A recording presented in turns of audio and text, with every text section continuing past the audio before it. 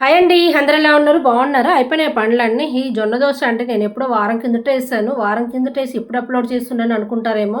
నా ఫోన్ కాస్త ట్రబుల్ ఇచ్చిందండి. అందుకని చెప్పేసి నేను వీడియోస్ ఫుల్ లెంత్ వీడియోస్ చాలా మటుకు డిలీట్ చేసేసాను.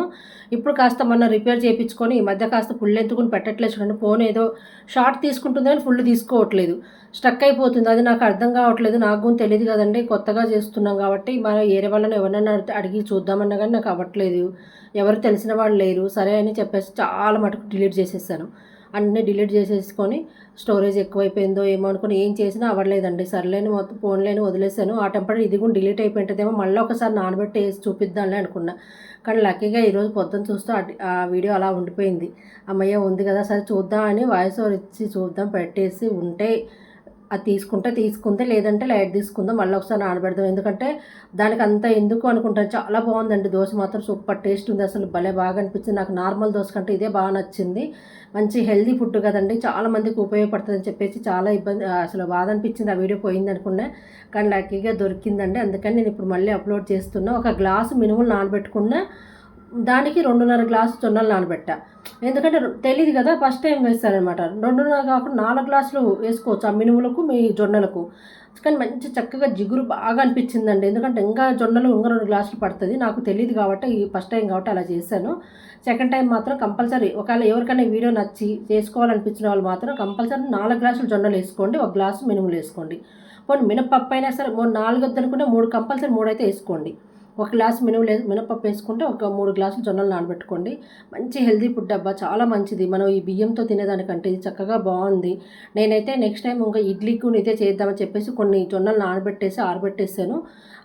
ఒక్కరోజు ఆరనియండి. తర్వాత నెక్స్ట్ రోజు నుంచి ఎండలు లేవు కదా! కొంచెం మబ్బులు మబ్బులుగా ఉంది. గాలి వస్తుందని చెప్పేసి సరిగ్గా ఎండలేదు. వాటిని దోసకే పోసేసుకున్నా నేను. మళ్ళీ నానబెట్టేసి ఎండపోసి బాగా ఎండొచ్చినప్పుడు మాత్రం అది కూడా కంపల్సరీ చూపిస్తాను. ఇడ్లీకి మాత్రం చాలా బాగుంటుందండి.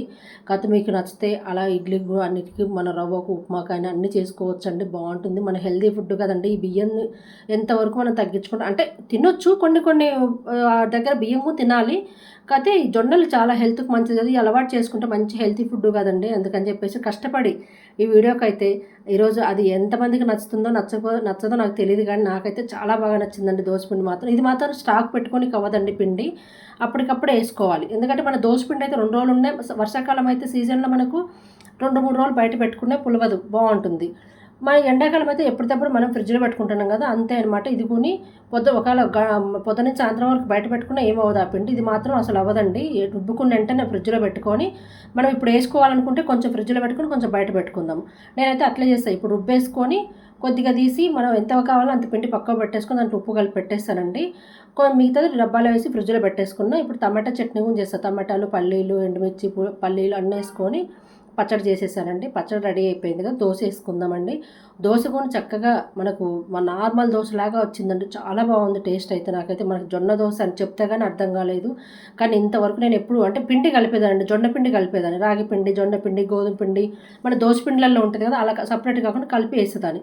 ప్రత్యేకించి జొన్నలు నానబెట్టి మాత్రం ఇంతవరకు చేయలేదండి. మా అమ్మాయి చేసేది రాగులతో, జొన్నలతో బియ్యం వేయకుండా చేసేది. చెప్తూ ఉండేది ఏం బాగుంటుంది అనుకున్నా. కానీ నాకు ఈరోజు అర్థమైందండి. నాకంటే చిన్నపిల్లైనా సరే చక్కగా భలే చేసింది అనిపించింది. చాలా బాగా అనిపించింది. ఆ చట్నీకి దోసకి మాత్రం సూపర్ ఉందబ్బా! మీకు ఎవరికైనా ఉపయోగపడుతుందని చెప్పి చేస్తున్నా. నీకు నచ్చితే లైక్ చేయండి, షేర్ చేయండి. మీరు ఈ విధంగా ట్రై చేయండి. సూపర్ టేస్ట్‌గా ఉంది. నిజంగా చాలా బాగుంది. నేను రెండోసారి కూడా చేశాను కానీ వీడియో తీయలేదు. ఇప్పుడైతే